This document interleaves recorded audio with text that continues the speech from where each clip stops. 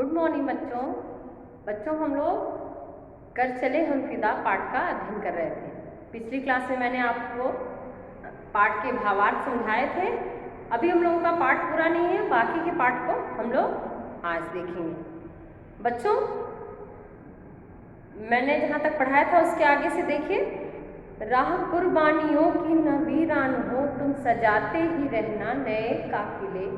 फतह का जश्न इस जश्न के बाद है, जिंदगी मौत से मिल रही है गले। राह कुर्बानियों की न वीरान हो, हमारे जो देश के सैनिक हैं वो अन्य हमारे देशवासियों से कह रहे हैं कि जो ये कुर्बानी की राह है, अर्थात युद्ध में जो हम लोग जा रहे हैं, जो हम लोग का काफिला चल रहा है, ये कुर्बानी की राह वीरान ना हो।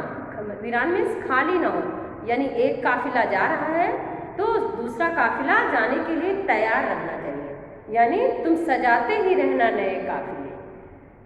ये एक काफिला अगर कुर्बानी के लिए कुर्बान हो गया तो पीछे दूसरा काफिला तैयार होना चाहिए। फतह का जश्न इस जश्न के बाद है, जिंदगी मौत से मिल रही है। और फतह में जीत का जश्न, जश्न मतलब खुशी, उत्सव। जीत का उत्सव है वो इस उत्सव के बाद है, अर्थात अगर संघर्ष और बलिदान का उत्सव हम मना लेंगे उसके बाद ही अगला उत्सव हम जीत का उत्सव मनाएंगे। यानी संघर्ष और बलिदान के उत्सव के बाद ही हमारा अगला उत्सव जीत का उत्सव होगा। राह कुर्बानियों की न वीरान हो, तुम सजाते ही रहना नए काफिले। यानी हम जो युद्ध में जा रहे हैं सैनिक, उनका जो काफिला है वो कभी कम ना होने पाए। एक काफिला कुर्बान अगर हो गया तो दूसरा तैयार होना चाहिए। और ये कुर्बानी के बाद ही, जो कुर्बानी का जश्न है उसके बाद ही हम फतह का जश्न, अगला जश्न जो है मेरे फतह का जश्न होगा। बांध लो अपने सर पे कफन साथियों, अब तुम्हारे हवाले वतन साथियों। कह रहे हैं कि अब बांध लो कफन। बांध लो कफन मतलब मृत्यु के लिए तैयार हो जाओ। अब सभी सैनिक भाइयों से कह रहे हैं कि अब सभी लोग, आप लोग मृत्यु के लिए तैयार हो जाइए। और अब यह देश की रक्षा एवं सुरक्षा आपके हाथों में है। देश की रक्षा और सुरक्षा शहीद जवानों से कह रहे हैं कि यह देश की जो हमारे जवान शहीद हो गए हैं उन्हीं के मुंह से ये बात कही गई है, कि उनकी गाथा है कि वो कह रहे हैं कि अब देश की रक्षा और सुरक्षा आपके हवाले है, अपने सर पर कफन बांध लो, अर्थात मृत्यु के लिए तैयार हो जाओ।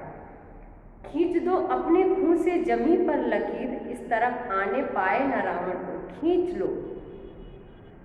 लो अपने खून, यानी इतना युद्ध में इतने अपने खून बहाओ कि हमारी सीमा पर जमीन पूरा रक्त से लाल हो जाए। अर्थात खींच दो अपने खून से जमीन पर लकीर, इस तरफ आने पाए न रावण को। रावण रूपी शत्रु को देश की सीमा में प्रवेश न करने दो, अर्थात इतना रक्त अपना बहाओ सीमा पर कि कोई भी रावण रूपी शत्रु यानी दूसरे देश के सैनिक हमारी सीमा में अंदर न आने पाए। तोड़ दो हाथ अगर हाथ उठने लगे, छू न पाए सीता का दामन को। और अगर ये हाथ जो है अंदर प्रवेश करता है तो उसके हाथ तोड़ दो, और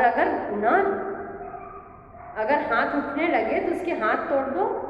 और छू न पाए सीता का दामन, अर्थात सीता इसको हमारी धरती माता का मानवीकरण किया गया है। यहाँ धरती माता को हमारी सीता माता से संबोधित किया गया है कि सीता रूपी माता जो है उनके आंचल पर हमारे कोई धब्बा ना हो।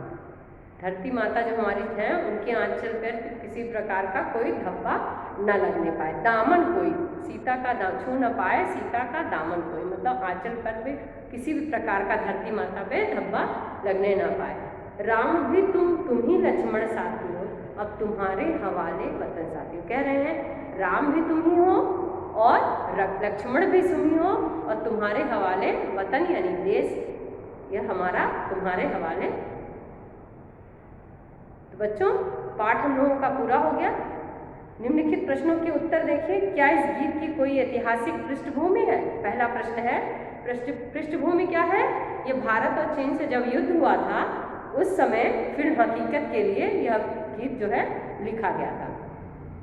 सर हिमालय का हमने न झुकने दिया, इस पंक्ति में हिमालय किस बात का प्रतीक है?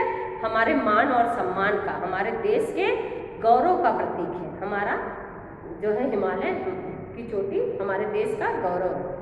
इस गीत में धरती को दुल्हन क्यों कहा गया? क्यों कहा गया है? क्योंकि जिस प्रकार दुल्हन लाल कपड़े पहनी होती है, इसी तरह हमारी धरती माँ भी हमारे सैनिकों के रक्त से लाल हो गई है, इसलिए धरती को दुल्हन कहा गया है। नेक्स्ट है, गीत में ऐसी क्या खास बात होती है कि वे जीवन भर याद है? ऐसी खास बात देखिए, हमारे सैनिकों की बात के कुर्बानियों की चर्चा की गई है प्रस्तुत गीत में, तो इसलिए ये हमें कभी भूल नहीं सकते। कवि ने साथियों संबोधन का प्रयोग किसके लिए किया? साथियों, हम देशवासियों के लिए, हम सबके लिए, हमारे सैनिक भाइयों के लिए कवि ने साथियों शब्द का प्रयोग किया है। इस गीत में सर पर कफन बांधना किस ओर संकेत करता है? जैसा कि आप जानते हैं कि सर पर कफन बांधना एक मुहावरा है, तो यहाँ पर सर पर कफन बांधना मुहावरे का अर्थ है मृत्यु के लिए तैयार हो जाना। तो यहाँ पर सर पर कफन बांधने का अर्थ है कि मृत्यु के लिए तैयार हो जाना। इस कविता का प्रतिपाद अपने शब्दों में लिखें। आप अपने शब्दों में कविता के बारे में लिखेंगे कि कविता किस लिए है, कब लिखी गई थी, इसका किस समय और इसमें किस चीज़ का वर्णन है, ये स्वयं आप अपने शब्दों में लिखेंगे। नेक्स्ट देखिए, सांस थमती गई, नब्ज जमती गई, फिर भी बढ़ते कदम को न रुकने दिया। इसका भाव स्पष्ट कीजिए। अर्थात सैनिक लोग सर्दी के समय में पहाड़ी पर, चाइना जो बॉर्डर है, सीमा पर जा रहे हैं, वहाँ पर इतनी ठंड है कि उनको अच्छे से सांस नहीं ले पा रहे हैं और उनकी नब्ज में रक्त जम रहा है और इतनी परेशानियों का सामना करते हुए भी उनके बढ़ते हुए कदम रुक नहीं रहे हैं, लगातार युद्ध के लिए आगे बढ़ते ही जा रहे हैं। खींच दो अपने खून से जमीन पर लगी, इस तरफ आने पाए न रावण कोई। अर्थात इतना रक्त बहाव सीमा पर कि एकदम जो है सीमा लाल हो जाए और रावण रूपी शत्रु, अर्थात जो हमारे ऊपर जिस देश से लड़ाई हो रही है, कोई भी उधर का सैनिक शत्रु हमारे देश में या हमारे देश की सीमा में प्रवेश ना करने पाए। छू न पाए सीता का दामन कोई, राम भी तुम ही लक्ष्मण साथी। छू न पाए सीता का दामन, अर्थात हमारी धरती माता रूपी, सीता रूपी जो धरती माता हैं, उनके दामन पे कोई भी आँच न लगने पाए। और आज राम भी तुम ही हो, अर्थात राम भी तुम ही से मतलब रावण को मारने वाला। रावण कौन यहाँ है? शत्रु। तो यानी राम भी तुम ही हो और तुम ही लक्ष्मण साथी हो और तुम ही लक्ष्मण भी हो। अर्थात सीता माँ की जिस प्रकार लक्ष्मण ने रक्षा किया था और राम ने रावण को यानी शत्रु को मारा था, तो यहाँ पर कवि कह रहे हैं राम भी तुम ही हो और लक्ष्मण भी तुम ही हो, अर्थात शत्रु को मारने वाले और हमारे धरती माँ रूपी सीता मैया रूपी धरती माँ की रक्षा करने वाले भी तुम ही हो। नेक्स्ट देखिए, इस गीत में कुछ विशिष्ट प्रयोग हुए हैं। गीत के संदर्भ में उनका आशय स्पष्ट करते हुए अपने वाक्यों में प्रयोग कीजिए। पहला है कट गए सर। कटना सर, करना मतलब प्राणों की बलि देना। नब्ज जमती गई यानी भारी सर्दी का सामना करना। अत्यधिक ठंड की वजह से नब्ज जो है, जो नसें जो हैं उसमें खून जमता गया। नेक्स्ट है जान देने की रुत। जान देने की रुत मतलब बलिदान करने का मौसम हमेशा व्यक्ति को नहीं मिलता है। नेक्स्ट है हाथ उठने लगे।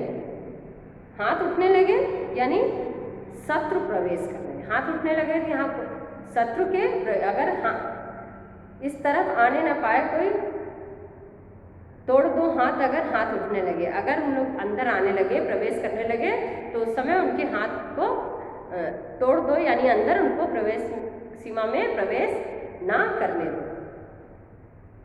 नेक्स्ट है बहुवचन शब्द रूप पर अनुस्वार का प्रयोग नहीं होता, जैसे भाइयों, बहनों, देवियों, सज्जनों आदि। ध्यान दीजिए, संबोधन में बहुवचन शब्द रूप पर अनुस्वार का प्रयोग नहीं होता। भाइयों अगर हम कहेंगे तो वहाँ अनुस्वार नहीं होता, वहाँ बिंदी होता है, लेकिन अनुनासिक को बोला जाता है, अनुस्वार नहीं। सज्जनों, सज्जनों देखिए मैंने बताया था आप लोगों को कि अनुस्वार और अनुनासिक में अगर शिरोरेखा पे मात्रा रहेगी, अनुस्वार होता है ये बिंदु और शिरोरेखा के ऊपर, और अनुनासिक होता है चंद्र बिंदु, ठीक। लेकिन चंद्र बिंदु के शब्द हैं आंख, ठीक है, और ये है चंदन। लेकिन अगर यही शिरोरेखा पर कोई मात्रा है, जैसे क्यों, ठीक, क्यों है तो यहाँ पे बिंदु है क्यों में, देखिए, लेकिन यहाँ पर आपको मैंने 9th में बताया था कि यहाँ इस है तो बिंदु ही, लेकिन ये अनुस्वार ना होकर के क्या होगा, अनुनासिक होगा। तो जब शिरोरेखा के ऊपर कोई मात्रा हो तो वहाँ पर अनुस्वार का प्रयोग ना करके किसका प्रयोग करेंगे, अनुनासिक। यहाँ पर बिंदु लगाएंगे, लेकिन ये शब्द जो है सारे अनुनासिक के शब्द आएंगे, अनुस्वार के नहीं रहेंगे। नेक्स्ट देखिए,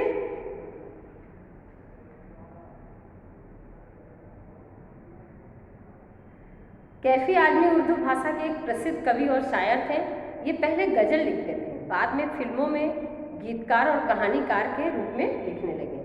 निर्माता चेतन आनंद की फिल्म हकीकत के लिए इन्होंने यह गीत लिखा है, जिसे बहुत प्रसिद्धि मिली। और यह हकीकत जो है फिल्म देश के लिए लिखी गई है। बच्चों ये देखना या पढ़ना, इसको जानना कि ये फिल्म जो है जो लिखी गई है, ये आप जो कविता पढ़ रहे हैं उसी से संबंधित है। कैफी आजमी की अगर संभव हो तो और अन्य रचनाएं भी हैं, उन रचनाओं को भी आप चाहिए तो पढ़ सकते हैं कि उससे और आपका ज्ञान में वृद्धि होगा। तो बच्चों आज हम लोग का ये पाठ पूरा हो गया। आप अच्छे से पाठ को पढ़ेंगे, भावार्थ समझेंगे, और जो भी डाउट होगा लाइव क्लास में मैं आती हूँ।